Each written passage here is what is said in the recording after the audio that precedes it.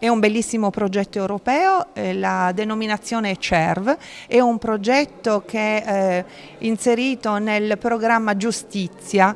L'Europa ha voluto questo progetto per questa call per far sì che ci fossero gli scambi culturali per promuovere la cultura, i valori, l'unità degli Stati membri. Noi non abbiamo un'identità europea, gli Stati membri ognuno ha la sua storia, la sua lingua, la cultura e quindi l'Europa punta a far sì che tutti i cittadini europei abbiano questa identità europea. Io ho scritto questo progetto pensando al Castel Sant'Angelo di Birgu. A Malta ci sono 68 paesi e a Birgu c'è il Castel Sant'Angelo, anche a Licata, quindi ho basato i valori e la tradizione e la storia che unisce Licata con Birgu. Questo progetto mi è caro perché una vostra concittadina, Angela Cusumano, ha insistito tantissimo per cui io scrivessi questo progetto. Quando c'è stata la possibilità di questo la